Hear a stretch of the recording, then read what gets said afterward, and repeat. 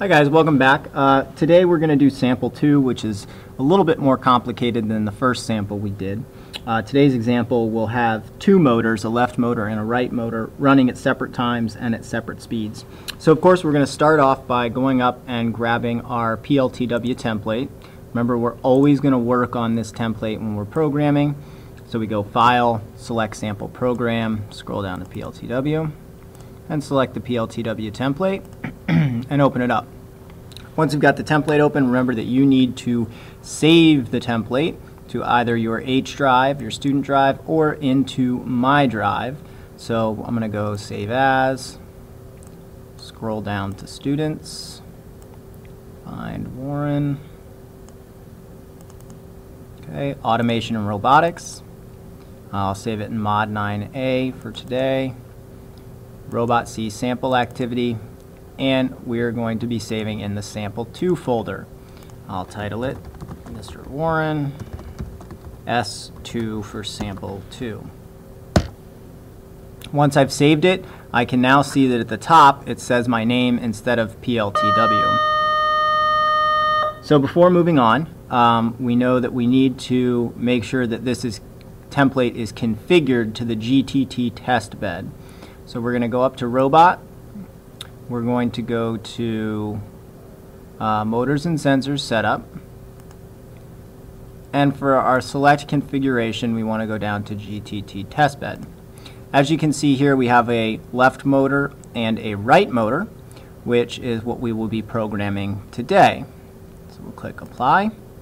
And then if you go over to Motors, you can see that it's all set up. So in port 1 would be a claw motor, port 2 would be right motor, and port 3 would be left motor.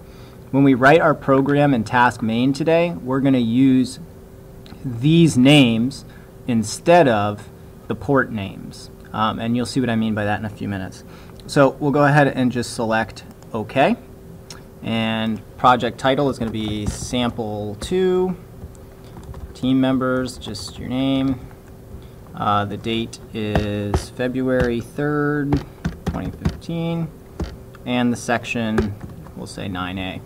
So task description for today is going to be to run right motor at full speed for 10 seconds. Okay. And then we're going to stop right motor and run left motor at half speed for 20 seconds. Our pseudocode, we know we need to break that down into the different basic behaviors. So I'm going to leave this pseudocode empty for today. I want you to go ahead and fill in the pseudocode on your own.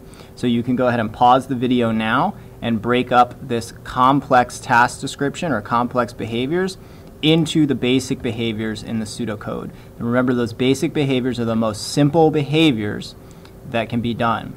So go ahead and pause the video and take some time to fill out the pseudocode. Once you have the pseudocode filled out, come back and we'll take care of the task main. All right, welcome back. Now that you have your pseudocode filled out, we're going to come down here to the task main. And we are going to start programming our motors. So the first thing we're going to do is come up here to natural language, make sure you're in between the curly braces. And we know that we want to go movement, start motor. So drag and drop, start motor. For the motor port, we want to do the right motor. That's going to be a lowercase right, and then a uppercase M-O-T-O-R, right motor. Whoop. Okay, when it shows up in red, it will tell you that it recognizes it. This X is only here because I hit compile program. You will need to hit compile program after you do your motors and sensors setup, so you'd go OK, and then you'd go compile program. So let's talk about the speed. The speed is full speed, which is a value of 127. So now we have the right motor running at full speed. Well, what's next? We need to tell it for how long. So we're going to go await, and we're going to wait in time. So we'll drag your weight down, and our time is going to be 10 seconds. Lastly, what do we want to happen after 10 seconds? Well, we want the right motor to stop. So what I need to do is come back to movement, stop motor, and we want the right motor, you should see it right there, right motor to stop, and we're ready to move on to our next motor, which is our left motor. So we've got the right motor is running at 127 full speed for 10 seconds and then stops. So let's go back up to our movement tab, select start motor, drop it down. This motor is going to be the left motor. Remember, left is lowercase, capital M-O-T-O-R, and it is red, so it recognizes it. Now, here's where things get a little different. The left motor needs to run at half speed for 20 seconds. So in order to run it at half speed, we have to take half of this 127 value because that's max speed. So if we take half of 127, that's going to give us 63.5. So when we have 63.5, we don't use decimal points in Robot C, so we're just going to say 63. That'll be half speed, and we want to run it for 20 seconds. So now we need to pull our wait time down, and put in 20 seconds. Last but not least, I need to tell my motor to stop. So we're going to stop motor, and we want to make sure that we stop the motor and it's the right motor, so we're going to say left, ooh, that's light, left motor. I want to make sure we stop the correct one. Okay, so the motor is now stopped. All right, so now we have our code written out. One thing we haven't talked about yet is multi-line comments or little notes on the side.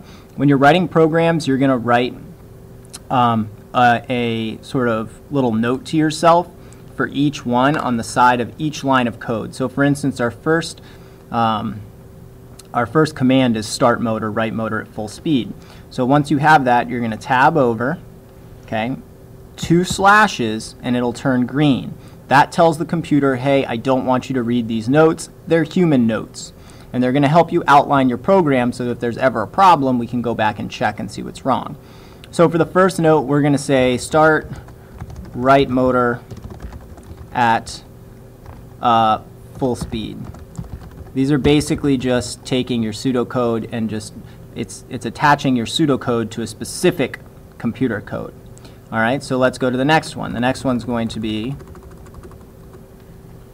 right motor runs for 10 seconds. All right, good. Next one is going to be right motor stops.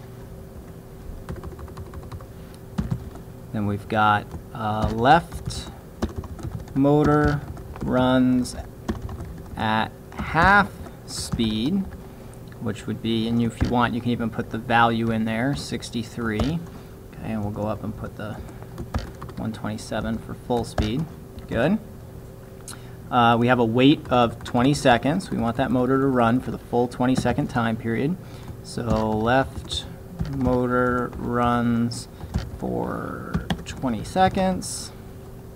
And then lastly, we have left motor stops.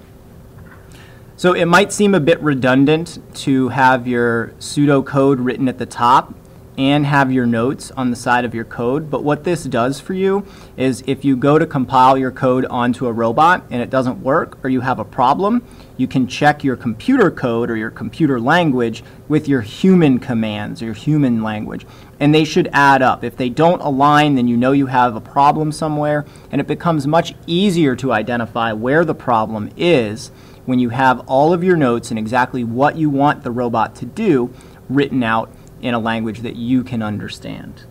Okay, so go ahead and make sure that you save your example with your pseudocode and your notes on the side to your correct mod and correct sample, and then see me to figure out what the next task will be.